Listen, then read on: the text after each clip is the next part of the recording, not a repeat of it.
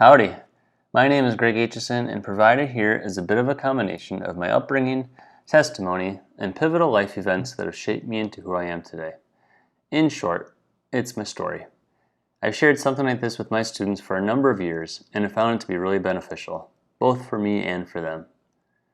Before sharing with my students, I tell them that I'm doing so for four main reasons. First, I think it's important for a teacher to share his life with his students. Looking back at all my years as a student, from grade school to grad school, I feel like I learned the most from teachers who opened up to their students and led us into a part of their lives. If nothing else, it was a reminder that my teachers were normal human beings just like me. Second, I want my students to see how God has worked in my life and how God has led me to being their religion teacher at that moment. Third, I want my students to know how much God loves them and how much God wants to write great stories with their lives. And lastly, I always pray that my story might help glorify the Lord and serve as a way to draw my students closer to Him. My story begins on May 26, 1982 in Davenport, Iowa. On this day, I was born into my wonderful, loving family, which consisted of my mom, my dad, my older sister Jill, my older brother Eric, and our trusty dog Snooky. I don't remember much from these days, but my parents always say I was a really happy and laid-back kid. My family lived less than a block away from St. Paul the Apostle Catholic Parish and School, where we went to church and I attended kindergarten through 8th grade. I was a pretty typical kid. I took school seriously, but not too seriously.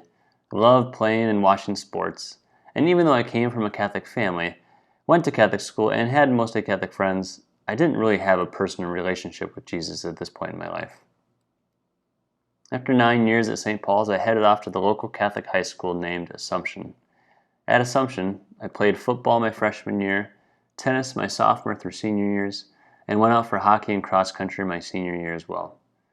My family continued to be really fun and supportive, and I was incredibly blessed to make a great group of friends that I could always be myself around.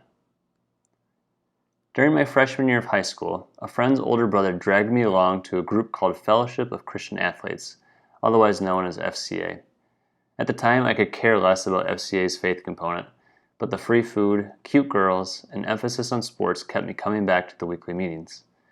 Along the way, I somehow managed to sign up for a weekend FCA retreat, which is just a few hours away from my home. This retreat absolutely changed my life. When I got home, I began to take my faith more seriously, even going out and buying a brand new Bible, which I began to read and highlight every night before bed. Soon after this retreat, the youth minister from my parish invited me to get involved with my church's youth group. Gradually, I did, and this too changed my life.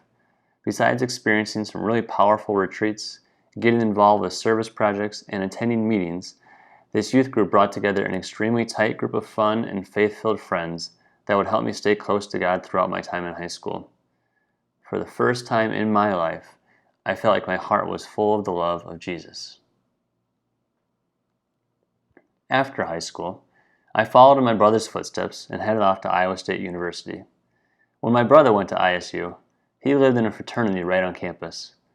Being an impressionable 10-year-old at the time, I remember thinking how cool it was that all these guys lived in a giant house together where they played football in the front yard, slept on triple-high bunk beds, and had gigantic bins of Lucky Charms and Cookie Crisp that you could eat from any hour of the day. So with these memories in mind, I joined Phi Delta Theta fraternity the fall of my freshman year. While there was certainly football, triple-high bunk beds, and all kinds of yummy cereal to be had, I figured out rather quickly that there were also some pretty big challenges too. For starters, I lived with 55 other guys, many of whom had two main goals in life, or at least in college at the time. Their goals were, number one, get drunk, number two, get girls. I knew deep down that these goals wouldn't bring about the kind of happiness I was really looking for, but it was still definitely tempting to think that it would. Another challenge that came up my freshman year was figuring out just who I was and who I wanted to be. With my parents about 200 miles away and all my closest friends at different schools, I lost a lot of the encouragement that I used to have to go to church and to read the Bible and grow in my faith. So in a sense, I was very much spiritually on my own. And even though my heart had experienced the love of God and the truth of the Catholic faith, my head had a lot of questions that needed answering. Like, do Catholics really believe Jesus is present in the Eucharist? If Jesus started one church, why are there so many different kinds of Christians today? And should I be Catholic simply because I grew up Catholic and went to Catholic school? Though I didn't want to start all the way over at a new school with finding new friends and getting used to a new campus and so on, I knew that I needed to find answers to all these nagging questions that had begun to pop up. It was then that I decided to transfer to the University of St. Thomas to study theology. Like I said, even while questions of theology lingered during this time in my life, my heart was still close to God and excited about sharing the faith. Because of that, I applied for a counselor position at Camp Shalom, an ecumenical Christian camp near Makokata, Iowa. I had the joy and privilege of meeting tons of awesome kids, hanging out with crazy, Jesus-loving counselors, and adventuring the woods of what I still consider to be a little slice of heaven.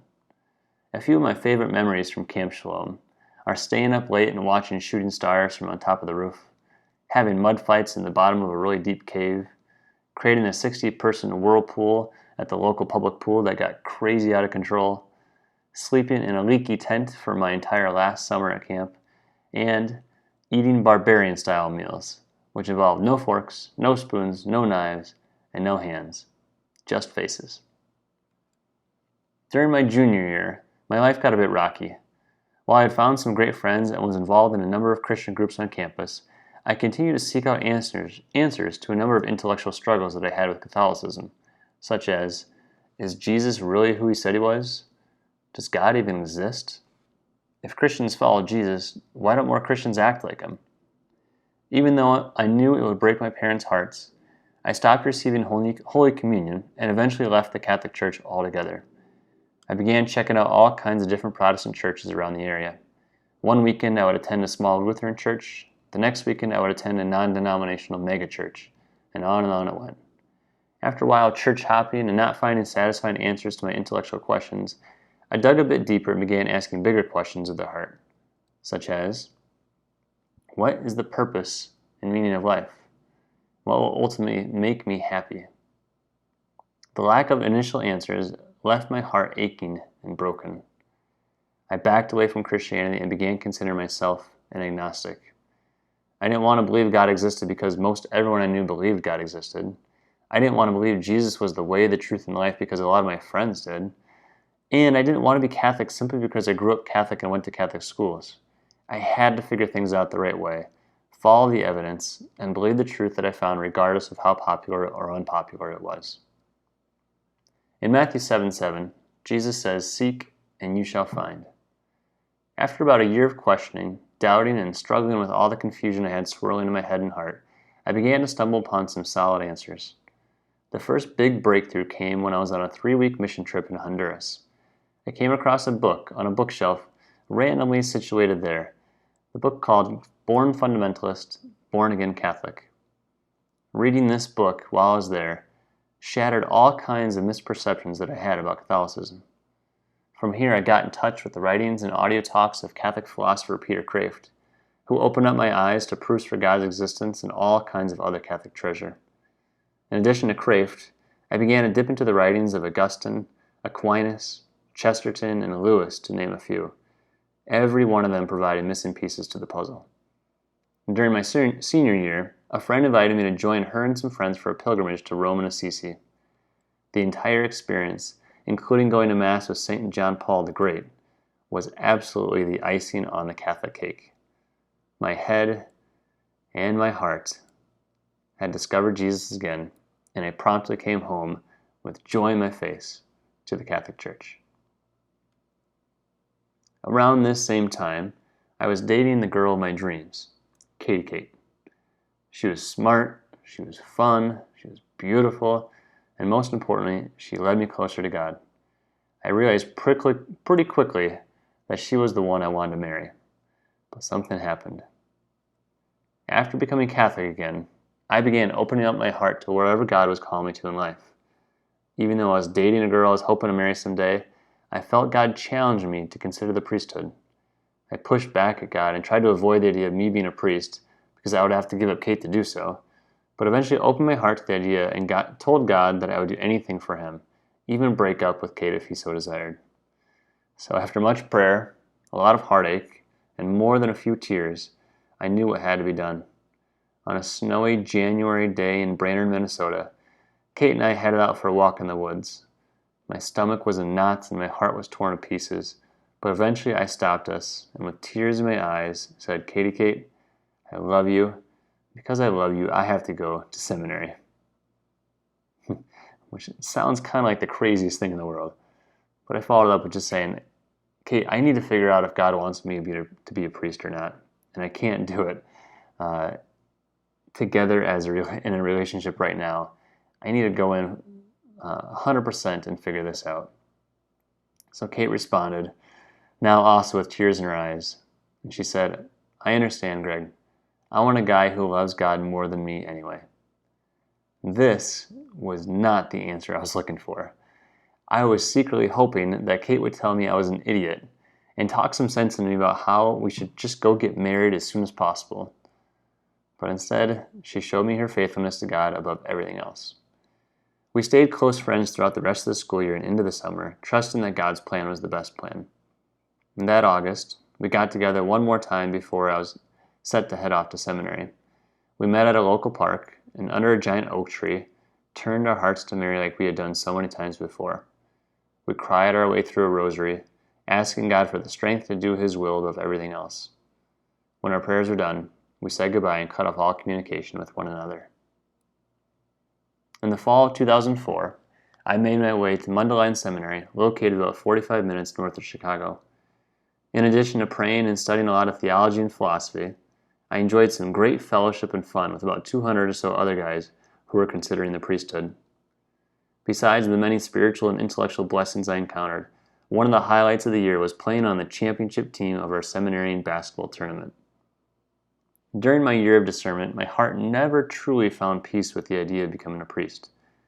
While I loved being in seminary and studying philosophy and theology and having so much prayer time and being with all these guys, it became quite clear that God had different plans for me, and I felt like He was telling me, "Way to go, Greg.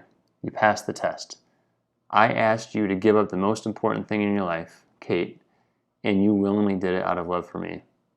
Now, get out of here and go do two things. One, go find and marry Kate, and two, go teach kids about the truth of the Catholic faith and help them be the saints they're called to be." So, after leaving seminary, I began dating Kate again and was accepted into Notre Dame's Alliance for Catholic Education program, also known as ACE. Through ACE, I spent 2 summers taking classes at Notre Dame and then 2 years teaching at a low-income school in Texas. I also lived in community with 6 other teachers who loved to be silly and cheer on the Irish. I was assigned to teach at Santa Clara of Assisi Catholic Academy in Dallas, Texas. During my 2 years there, I met a ton of great kids and all kinds of families that were just wonderful, and I wound up teaching 5th, 6th, 7th, and 8th grade theology, as well as a little bit of 2nd grade theology, some 5th grade social studies, 5th grade science, and 5th grade literacy. Also, during this time, I continued to date Kate, albeit this time long distance. After 2 years in Texas, I began looking for religion teacher jobs in Minnesota so I could live near Kate, my sister, and some of my closest friends from college. Lucky for me, a surprise opening occurred for a middle school religion teacher at Our Lady of Grace in Edina, Minnesota. After a quick tour of the school, I was hooked on OLG. I knew I was where God wanted me to be, and so accepted the job and began teaching there in the fall of 2007. In the fall of my first year at OLG, I proposed to Kate. She said yes. And we were married on August 9th, 2008 in Nisswa, Minnesota. In 2010, we were blessed with the birth of our first daughter, Mary Sharon. Mary is a great big sister and is a voracious reader and aspiring artist. In 2013, we were blessed again with our second daughter, this time Piper May. Piper has a huge heart and loves animals and being fashionable. Zoe Noel was born in 2016 and is funny as can be. She's a super social girl and is always up for a party. And in 2019, Blaze John Paul was born. He's much adored by his big sisters. He isn't afraid to let his voice be heard and enjoys snuggling with Mom and wrestling with me. In the spring of 2016, we built a chicken coop and began raising a few baby chicks for fun. They're a blast to watch, they give us delicious eggs, and they help answer a personal desire of mine to move to Iowa and live on a farm. In 2020, we fulfilled a dream of Mary's and got a cat.